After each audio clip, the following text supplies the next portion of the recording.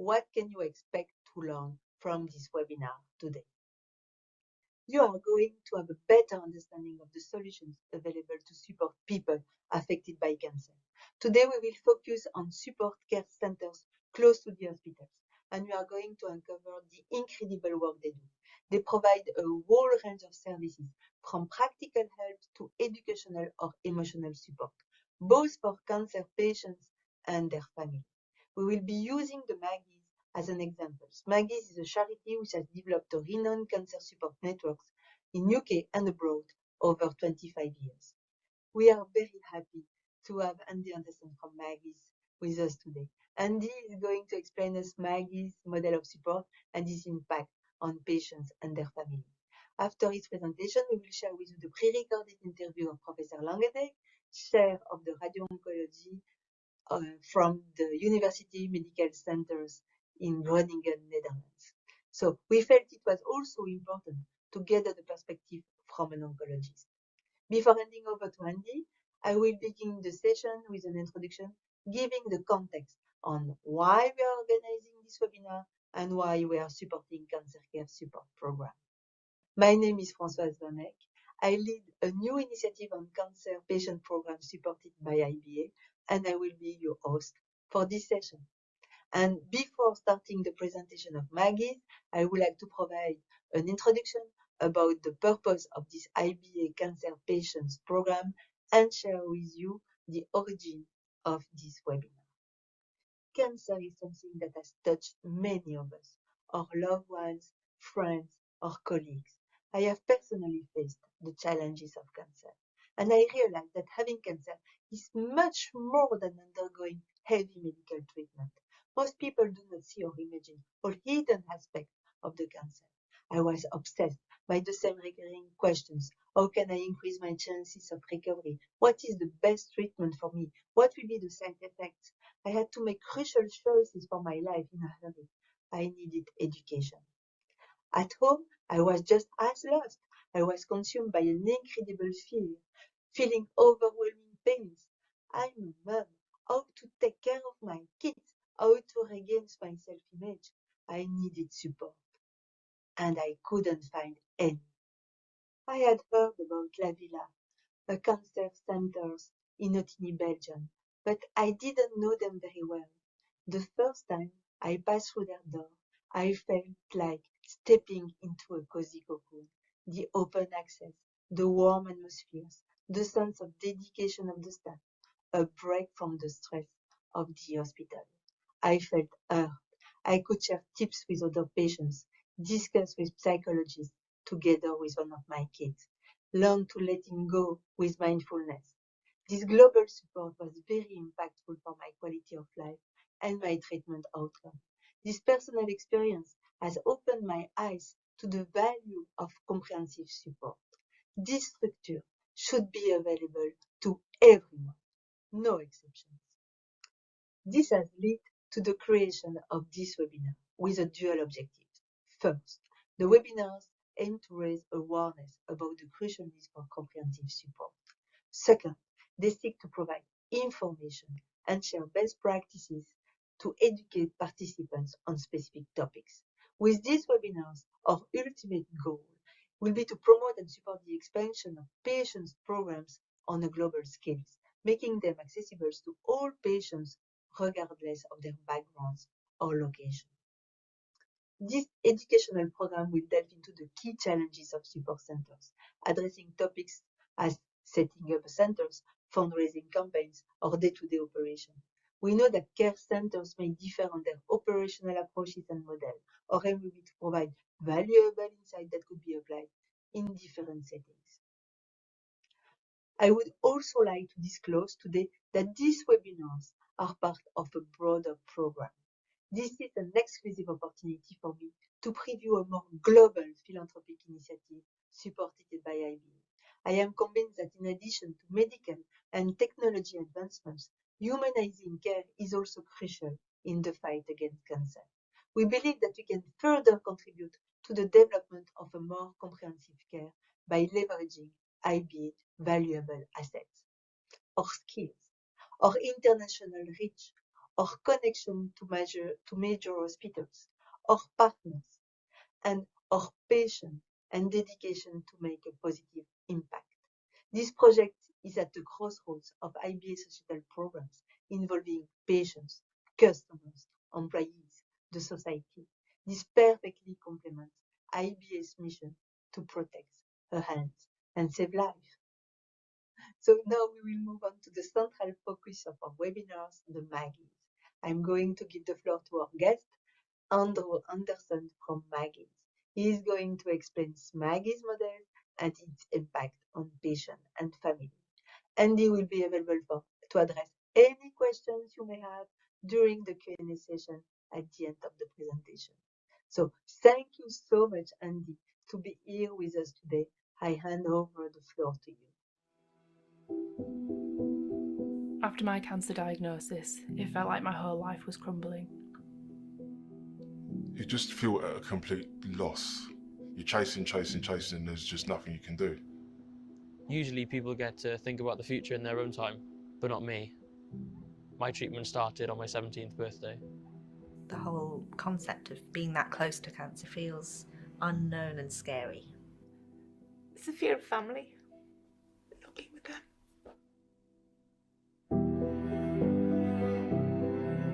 As soon as you walk into Maggie's, it changed your perspective of everything.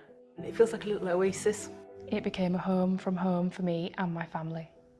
Maggie's has helped me to find some stability in amongst what's the mad storm. I've been given the skills to cope with that fear and that worry. You feel lighter and clearer about how you're going to engage with the outside world again. My way to live with cancer is with Maggie's. Our way to live with cancer is with Maggie's. My way to live with cancer is with Maggie's.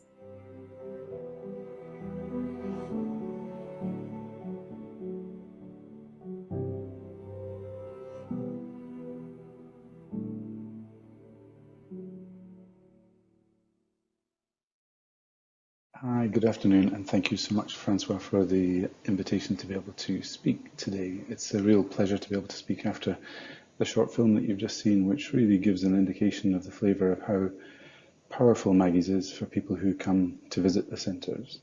My name's Andy Anderson, and I'm an oncology nurse. I've worked in cancer care for over 30 years, and I've been with Maggie's for the last 23 years. I'm really keen to be able to share with you this afternoon just the brilliance of Maggie herself and what an innovator and a person to be able to make change she was, not only for her own sake, but also for her family and for other people, but also then how as an organisation we've continued to work to be able to give people the best opportunity to get the best access to the support that not only they require, but also their family members as well.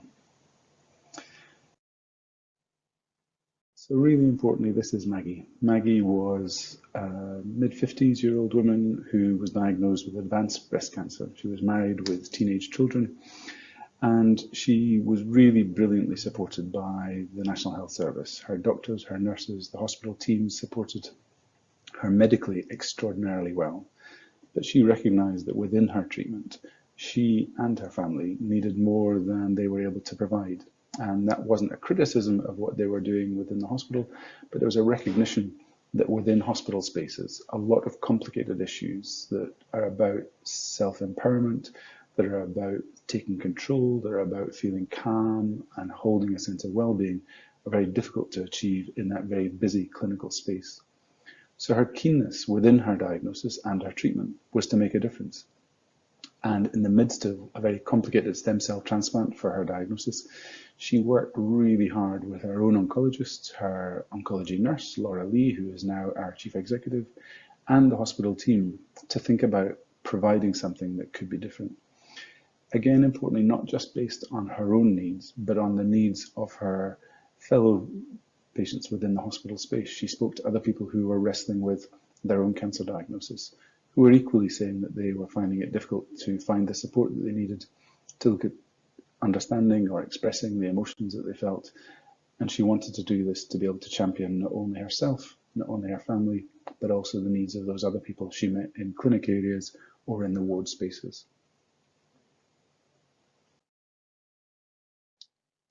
So this became the blueprint.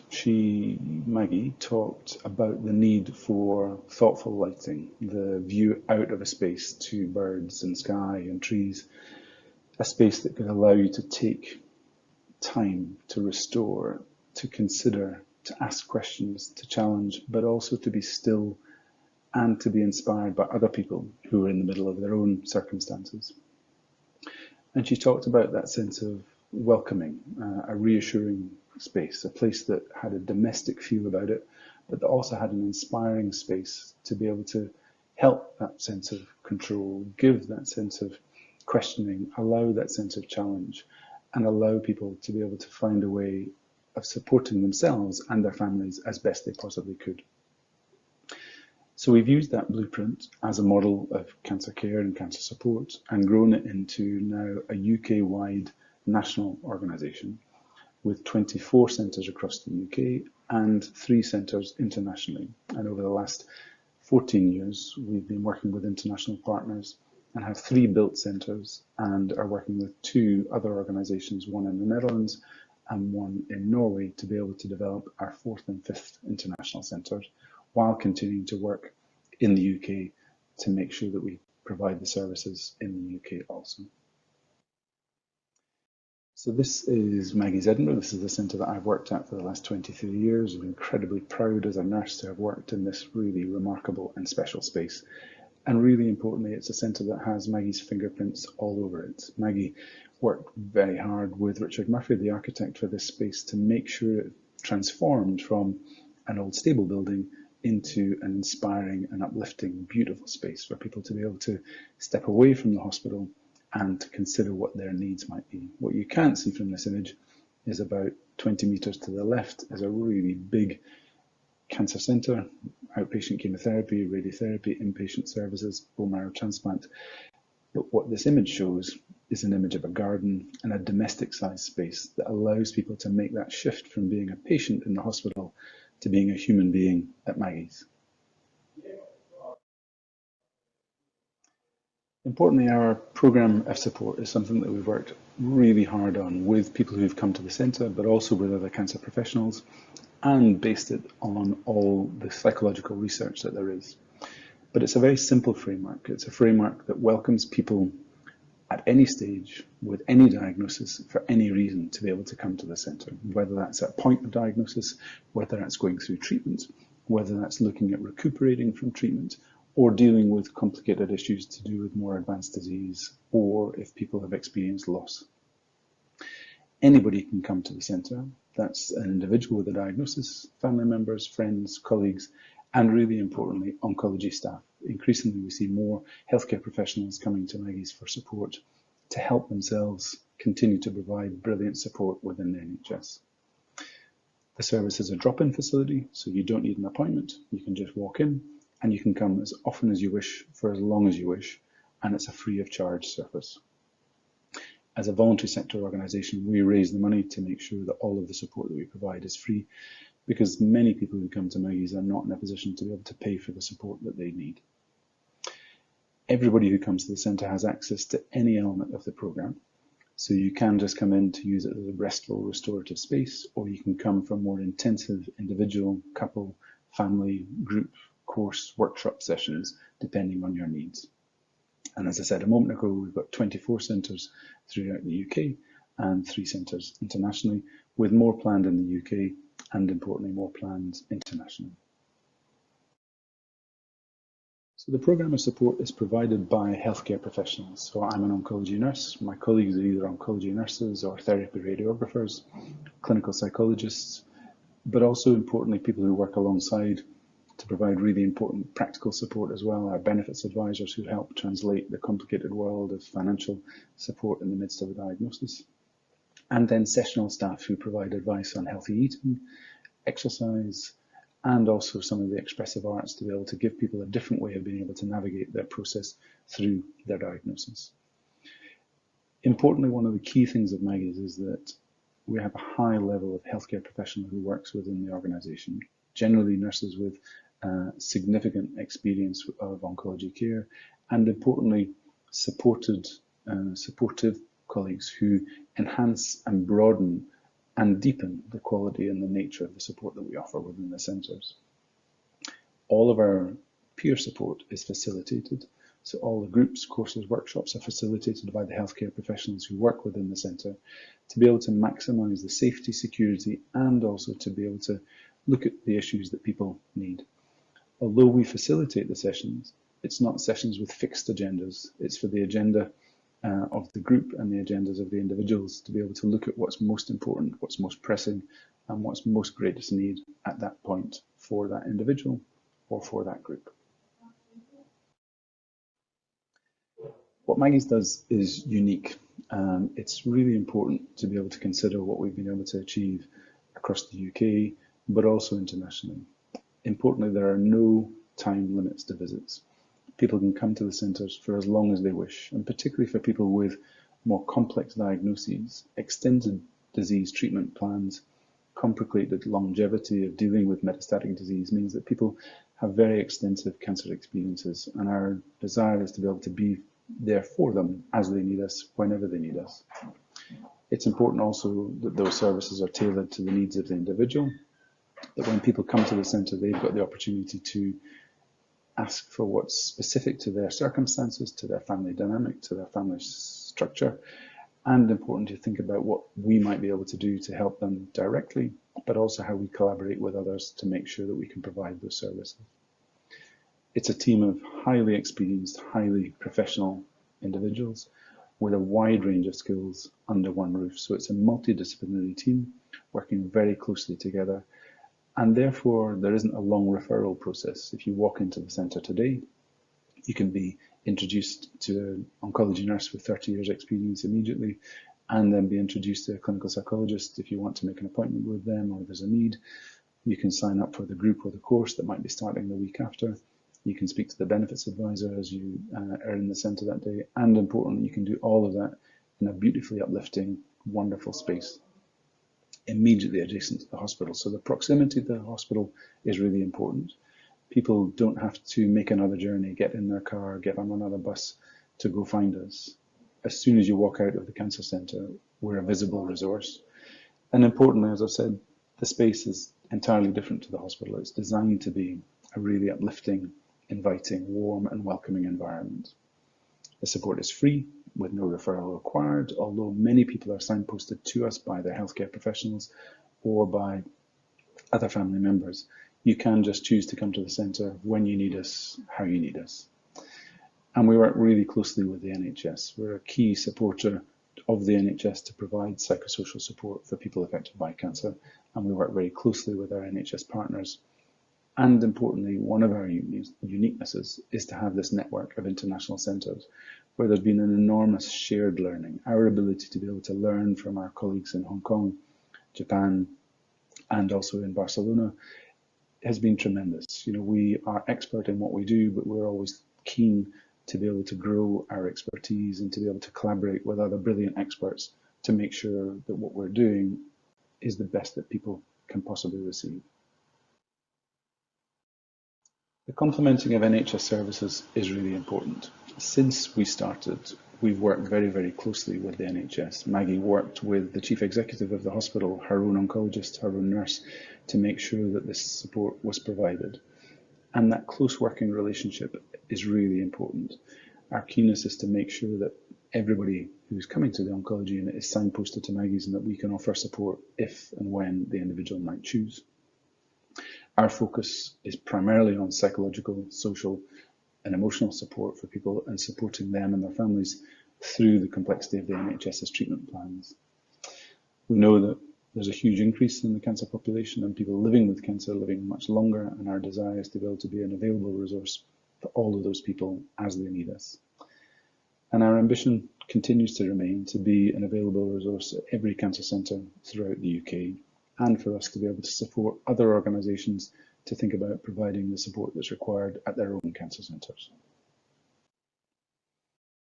Our architecture is really important. Maggie was a landscape designer and a garden designer, Very importantly, Charles Jenks was an architectural critic, and the built environment was fundamentally important to both of them. The stifling impact that hospital had on Maggie, she described as likely to kill her as her cancer diagnosis.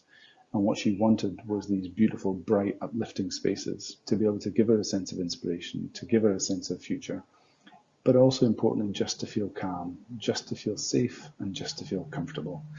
And the feedback we get from people who come to the centre is that the space inside and outside the building is an essential component of the support that they receive. This very highly professionally delivered service is wrapped up in this beautiful physical space, both inside and outside, and it's an essential component of Maggie.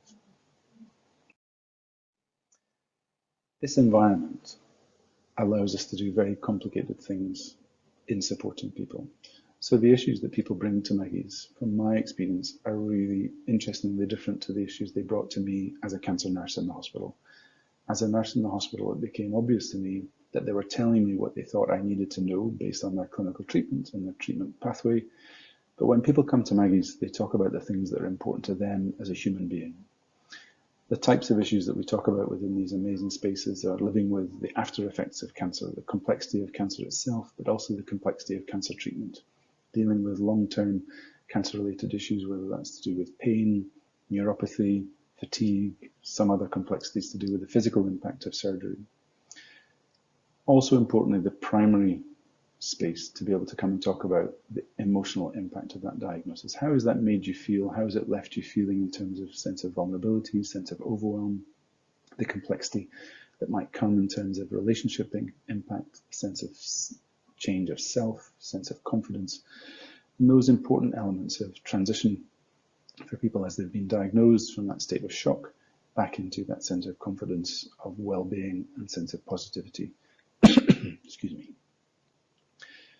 Regaining confidence and identity is a combination of things for a lot of people. Some of that is about confidence and sense of self, in terms of body image and sensuality, sexuality, but also confidence in cognitive function, that cognitive rehabilitation, that physical rehabilitation, and developing stamina again. And again, that sense of rehabilitation that Maggie's offers helps people with that transition back to health when there's often quite an abrupt ending to treatment within hospital plans. Helping people to live with uncertainty. Still, the majority of people we support often have a complicated paradigm of their understanding of cancer, and trying to believe that their treatment can be of curative intent can often be a challenging process. So helping people to really engage with the language that the clinician has used, to really believe it, to know that it's appropriate to invest in health and well-being, and to know that it's appropriate to invest in a sense of future. Sexuality and fertility are very complex subjects, and often the complexity means that they're not raised within hospital spaces. Our desire is to make sure that those are very normal, healthy, easy subjects to be able to raise, even though they come with a lot of emotional content. So our specialists have a confidence in that. We work with colleagues who have a specialist expertise in those areas and give people the space to be able to name that, not only on their own, but also within the group spaces that we recognise, to give people that confidence in being able to utilise a group space to look at complicated issues. Family communication and relationships are really important to us at Maggie's, and we provide a number of sessions that are specific to supporting younger children, helping them to be able to understand what's happening to mum or dad, and importantly also helping couples to be able to think about how they support one another through the complexity of a diagnosis. And then returning to work, returning to life, living with and beyond a cancer diagnosis is a complicated phenomenon, helping people to negotiate with their line manager, helping people to pace their recovery, helping people to see the value in being able to invest in that sense of future and being able to grow a confidence in that sense of future, often is really enhanced by the conversations they've had with other people, but also because of the support that we as professionals offer within the centres. These are examples of that, the kitchen table, the group space, the open space, the sense of alongsideness, the sense of togetherness that Maggie's can offer, purely because of the building space, but also because of the way in which the programme support facilitates that openness, that sense of alongsideness and the sense of camaraderie within this space. Maggie talked about just how challenging it was to be in a hospital where she was in a single room, not able to speak to other people who were going through very similar experiences, and her desire was to meet others and to have that shared experience, and that's what you see in these images. So importantly, our centres, this is a map of where we are within the UK and our international partners. Development continues across the UK, and as I said earlier, our keenness is to make sure that everybody has access to the brilliance of Maggie's. These are some images of our international partners, and delighted to be able to say that the Groningen site is now on site, and hopefully by the end of this year, early next year, will be our 4th international centre. And this is an image of our Glasgow centre, just that sense of peace and tranquility, the inside being outside, the outside being inside, green space, natural light, togetherness, and calm. Thank you for the opportunity to be able to present, and thank you for the time you've taken to include us in this. I'll be really keen to answer any questions at the end of today's webinar. Many thanks. So thank you, Andy, for this amazing experience. It's truly inspiring. So now that we know a little bit more about what a Maggie is, we will move on to a pre-recorded interview with Professor Langendijk, Chair of Oncology at the University Medical Centers in Groningen, Netherlands. So they are in the process of building the Maggies next to the radiotherapy centers. I felt it would be very interesting to also share with you a medical professional standpoint. So let's listen to the insight from Professor Langendijk. He sheds light on the benefits that both patients and the hospitals can gain from the close proximity of a support centers like Maggie's. Well, if I look to UMCG cancer patients in general, we of course in the UMCG have a program for supportive care, for all kind of forms of supportive care for cancer patients that receive their cancer treatment at UMCG. But this is a little bit different. So here patients can just go if they like to do. They don't need a referral to go there. Also the whole concept is different. And we think that this program of the Maggie Center is more complementary to the care that we can provide to our cancer patients. If I look to, in particular, to those patients that are treated with proton therapy, I think there are 2 categories. We have the category of patients that would have been treated here at UMCG, also when they would not receive proton therapy, but we also have a considerable proportion of patients that come from other centers, and some of them also stay here, for instance, during the week, and then for 5 or 6 weeks, depending on what kind of treatment they receive.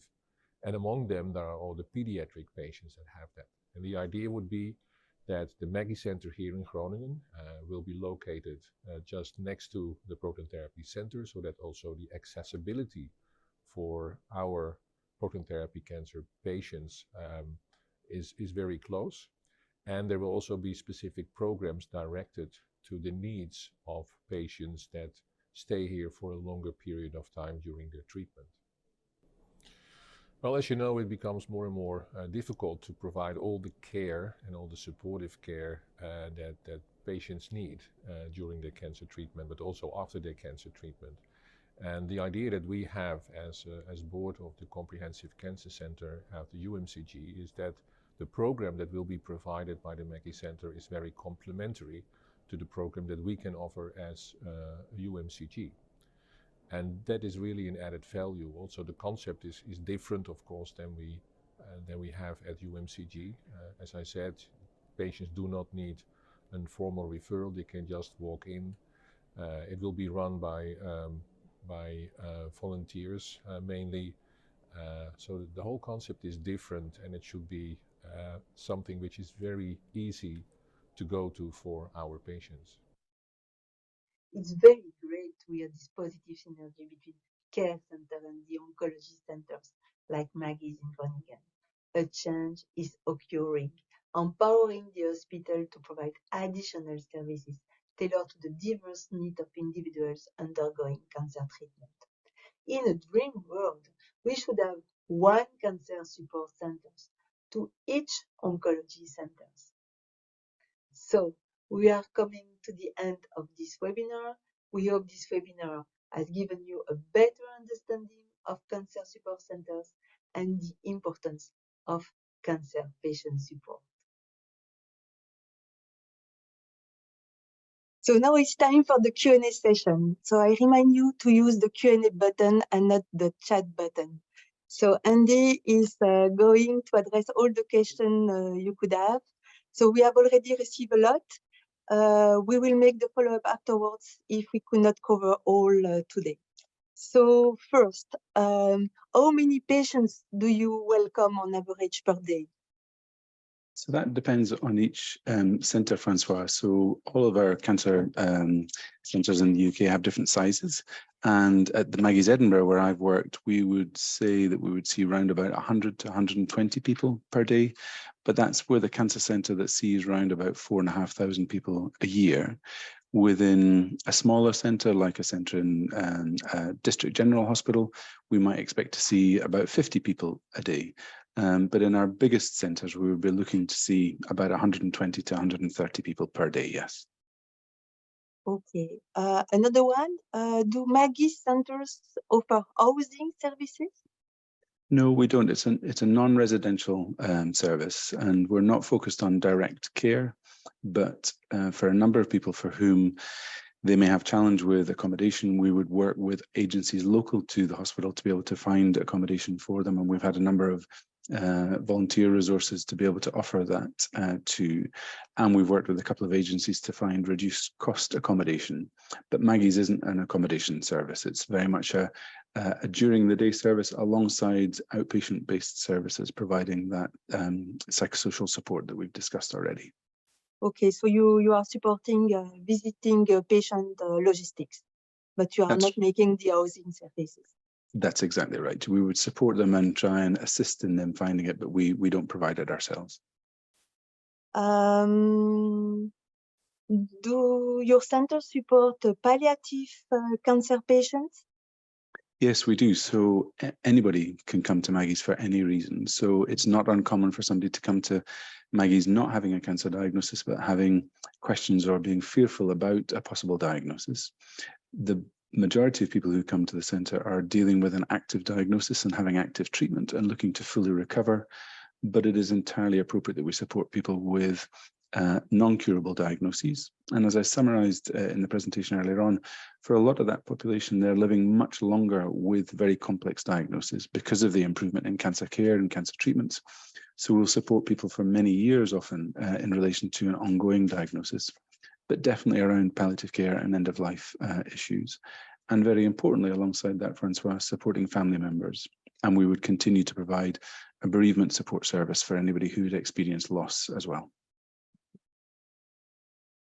Could you tell us how are patients informed about Maggie's? Do hospitals advise them to visit Maggie's? Yes, it's hugely important for us that we have a very close working relationship with the hospital that we're based at. And all of the hospitals that we work very closely with see us as a crucial asset in the support of the people that they're supporting in the hospital. So our hope would be that 100% of people who are newly diagnosed, Maggie's is mentioned to, and that they're encouraged to be able to make use of the centre.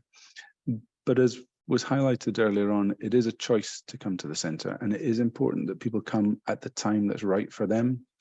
It's not uncommon that people who are encouraged to come very early in their diagnosis might feel a little overwhelmed at the thought of coming to the centre. So it's when they choose to come that's the right time for them to come. So signposting is primarily from the hospital, from their community, doctors, nurses, healthcare professionals, but also family members or friends or colleagues. There's a lot of people for whom they walk across the front door of Maggie's with their hand held by a very close friend who knows the centre because of another reason. So they're being supported by a community around them to provide that support. And so is Maggie's linked to a specific local hospital, or it's access free for all? And can patients come from various hospitals? So we are located at a specific hospital, but you can come from anywhere to that hospital. There's a good example of somebody I was supporting earlier this year. He lives in Edinburgh, but his mother was having treatment in Manchester, which is about 4 hours drive away. So she would use Maggie's Manchester and he would use Maggie's Edinburgh, even though he wasn't having anything to do with the Edinburgh Cancer Centre, he was able to come to Maggie's Edinburgh. So your location or your attachment to the hospital doesn't preclude you from being able to come to a Maggie Centre. If you need that support, it's available when you need it. Okay.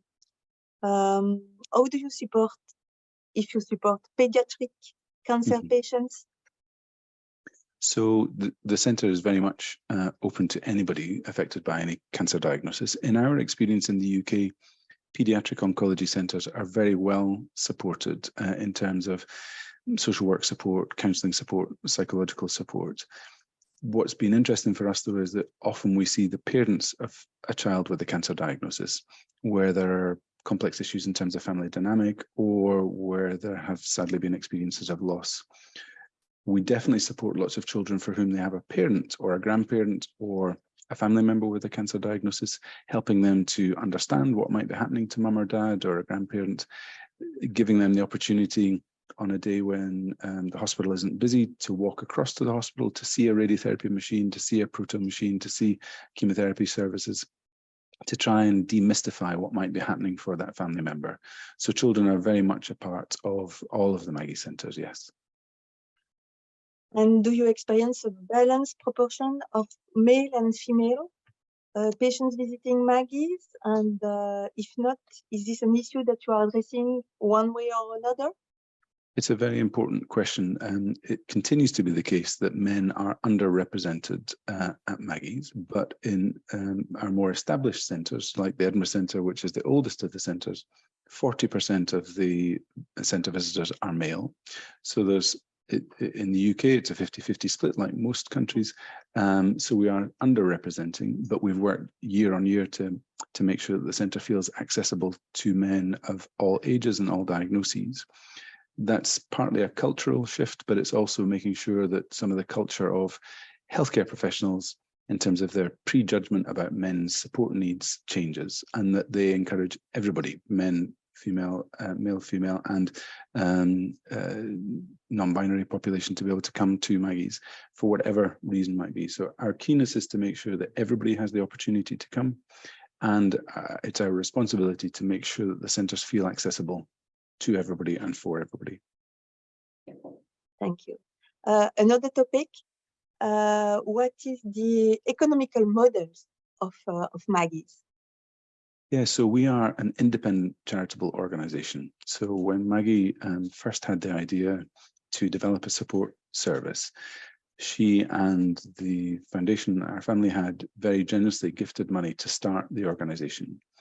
Each centre is independently managed from a fundraising point of view. So we, as a charitable organisation, raise money to make sure that the centres sustain, and also importantly, to make sure that nobody who comes to the centre has to pay for that service.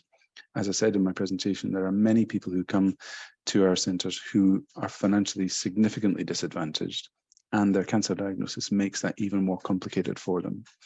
So it's essential that there is no sense of payment, but it is also essential that the community of people who make use of the centre and grow to love Maggie's also become the resource to continue to sustain the organisation. We take full responsibility for building the building, for staffing the centres, and for providing all of the ongoing support. Up until very recently, we've had no government funding, but in Scotland, we recently received a grant from the Scottish Government to be able to provide a programme within the centres looking at prehabilitation, so getting people ready for their treatment. And we're keen to be able to see how that continues to develop. Our keenness is also, though, to be able to be a very independent, anonymous resource that people can come to independently of the hospital. So there is a benefit in being entirely financially independent, but at the same time, that creates a challenge for us organisationally to raise the money to provide the service we wish. And our keenness as an organisation is to grow the amount of centres, particularly in the UK, to make sure that every cancer centre in the UK has a service that Maggie's can support them. So you mentioned that access to Maggie's is free for the patient. Yes. So how long it is the case? During the treatment or after the treatment? Forever. The service is Okay. free from the moment you step through the door to a year later, to 5 years later, to 10 years later. Because we increasingly know, as I mentioned, that many people who are dealing with an advanced cancer diagnosis will be on chronic therapy, often for many, many years, which also often impacts their capacity to work, which then challenges their financial circumstances. It's really important that we continue to provide those services for free for as long as the individual needs them. So as an organization, our responsibility is to make sure that continues to be free, and it's our responsibility to raise the money in the background so that nobody ever has to pay for that service. So, and I have an additional question related to that topic: is if it is unlimited, how do you manage the capacity? Yeah, it's a very important point, and I think there's a very natural process for the majority of people who come to Maggie's, particularly the population who are having treatment for curative intent, to come at point of crisis of diagnosis, to then look at sustaining themselves through treatment and a period of time after treatment's completed in terms of that recuperation and recovery. But then there's a very natural, healthy step away from the centre, maybe a year and a half after completion of treatment, when somebody feels reintegrated, when they feel they've gained confidence in self and health and well-being again. So it's appropriate for them to be able to step away from the centre. But the population for whom they have a more complex diagnosis, they may continue to come in peaks and troughs in and around what's happening with their diagnosis. And the question is appropriate. It needs to be that the centres feel a sense of calmness, the sense of energy and life, but it is important that we're not overwhelmed in terms of the volume of people. So we've tried to make sure that the model we have suits the size of the cancer centre that we're adjacent to, that each of the Maggie centres have enough capacity and enough space to be able to offer that beautiful space, but also a space that accommodates a large volume of people. Regarding the program, how are Maggie's program designed? Are they based on some kind of impact analysis? You also talk about the drop-in. Could you explain a little bit more? Of course. So yes, very much all of the program is founded on long-term psychological research.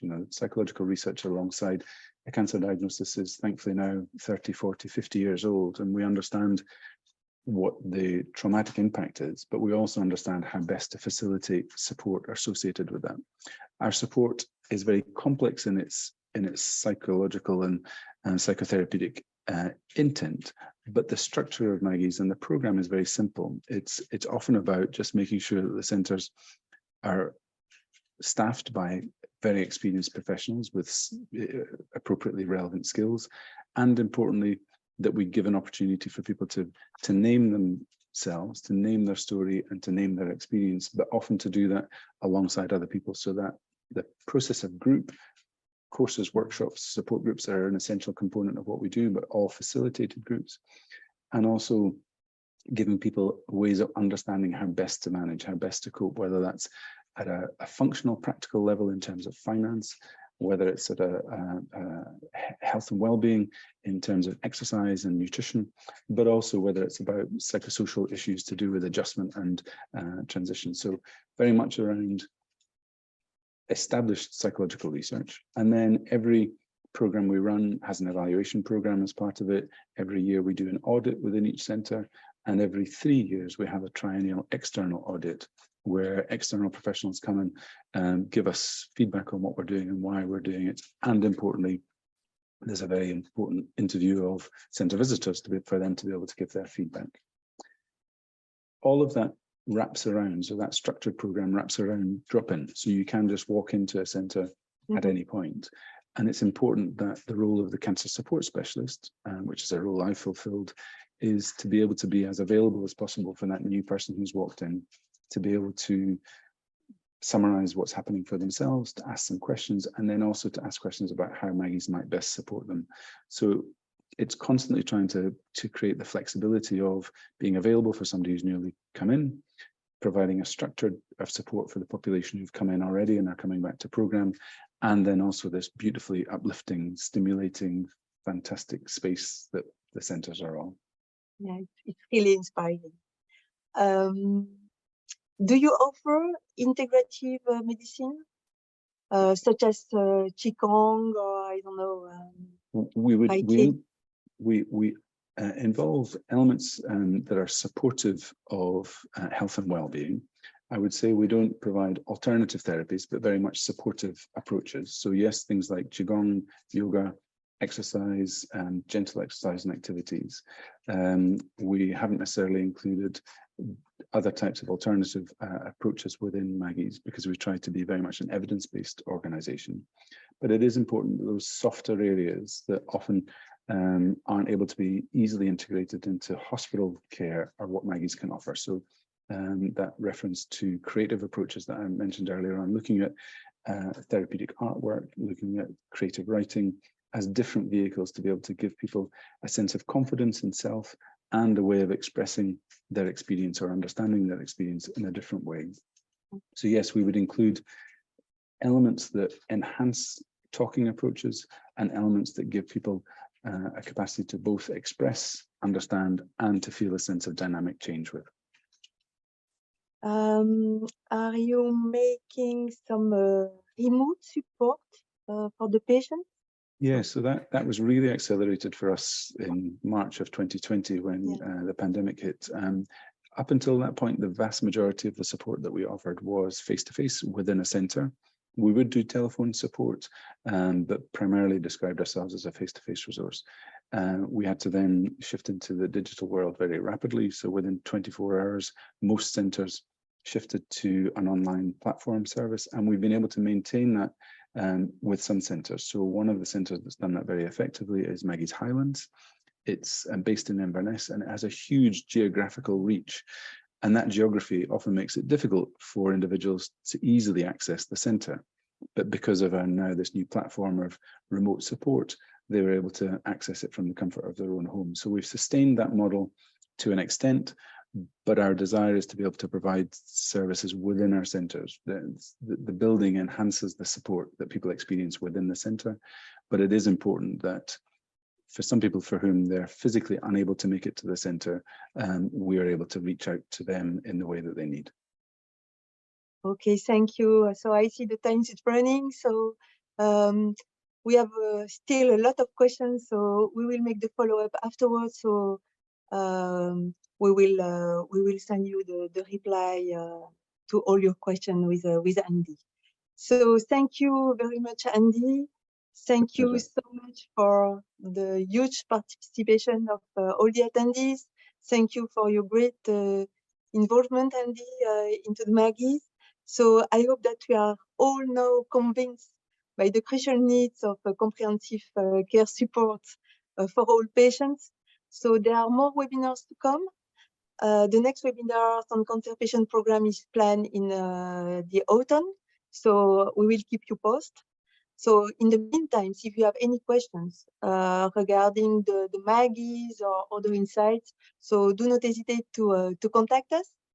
And if you are involved into cancer patient programs, so do not hesitate. So I would be very happy to get in touch with you.